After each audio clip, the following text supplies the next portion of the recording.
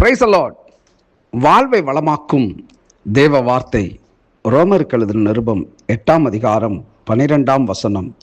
ஆகையால் சகோதரரே, மாம்சத்தின்படி பிழைப்பதற்கு நாம் மாம்சத்துக்கு கடனாளிகள் அல்ல. மாம்சத்தின்படி பிழைத்தால் சாவீர்கள், ஆவியினாலே சரீரத்தின் செய்கைகளை அழித்தால் பிழைப்பீர்கள்.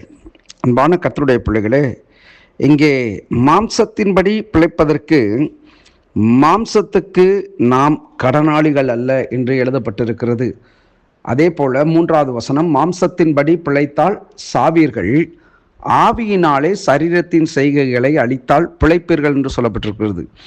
ரோமர் 7:5 நாம் மாம்சத்திற்கு உட்பட்டிருந்த காலத்தில் நியாயப்பிரமாணத்தினாலே தோன்றிய பாவ இச்சைகள் மரணத்திற்கு ஏதுவான கனிகளை கொடுக்கத்தக்கதாக நம்முடைய அவயவங்களிலே பேலன்ஸ் செய்தது. அப்படின்னா, அந்த மாம்சத்தில் இருந்த பொழுது இந்த மாம்சம் விரும்பின செய்கைகளை நடத்தும்படிக்கு இந்த சரீரமானது என்ன பண்ணுச்சா, அதுக்கு உட்பட்டதுன்னு சொல்லப்பட்டிருக்கு.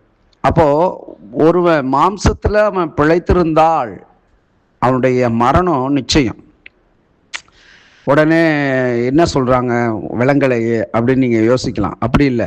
மாம்சம் அப்படின்னு சொன்னால் அந்த சரீரத்திற்குரிய செய்கைகள், கிரியைகள், பாவ பழக்க வழக்கங்களுக்கு அடிமைப்பட்டு போயிருந்தோன்னு சொன்னால் அது நமக்கு ஒரு முடிவை உண்டு பண்ணும். ஆனால் 13வது வசனத்தில் சொல்லப்பட்டிருக்கிறது அல்லவா, நீங்கள் ஆவியினாலே சரீரத்தின் செய்கைகளை அழித்தால் பிழைப்பீர்கள். அப்படின்னா, பரிசுத்த ஆவியினுடைய துணையினால இந்த மாம்சத்தின் கிரியைகளை நாம் அழிக்கிற பொழுது ஆவியினால இந்த சரீரம் அது உயிரடையவும் ஆவியில் உந்துதல் பெறவும் அது மாற்ற முடியாத ஒரு காரியமாக இருக்குன்னு சொல்லி வேதம் தெளிவுபடுத்துகிறது.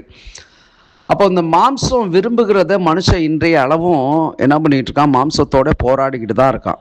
பவுல் ஒரு இடத்துல சொல்லுகிறத பார்க்குறோம், நான் செய்யக்கூடாதுன்னு நினைக்கிறேன், ஆனால் அதை நான் செஞ்சிடுறேன் அப்படின்றது மேல ஒரு சம்பவத்தில் சொல்லுகிறத பார்க்குறோம். அப்படி தான் இந்த மாம்சத்தை நாம் ஒடுக்கணும். ஃபாதர் பாடுறார்ல, உடலை ஒடுக்கணும், பேச்சை குறைக்கணும், பலத்தில் வளரணும் அப்படின்னு நமக்கு ஒரு எச்சரிப்பாக அந்த வார்த்தையை பாடலாக அந்த தேவனுடைய மனுஷன் பாடியிருக்கிறத நாம் கேட்டிருக்கிறோம். அப்போது இந்த மாம்சத்துக்குரியவைகளை நாம் அழித்தால் முற்றிலுமாக நாம் ஜெயம் பெறக்கூடியவர்களாக இருக்கிறோம். இன்றைக்கு நம்முடைய வாழ்க்கையில் அனுதினமும் போராடுகிற ஒரு காரியம் என்னன்னு சொன்னால் இந்த மாம்சத்தின் கிரியைகள். கலாத்தியரில் நம்ம வாசிக்கிறோம்ல, மாம்சத்தின் கிரியைகள் வெளியரங்கமாக இருக்கின்றன அப்படின்னு சொல்லி ஒரு 17 காரியம் அதில் சொல்லப்பட்டிருக்கு.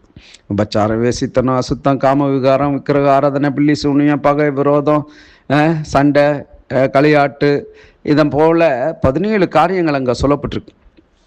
அப்போது இது எல்லாம் நம்முடைய வாழ்க்கையை விட்டு அழிக்கப்பட வேணும்.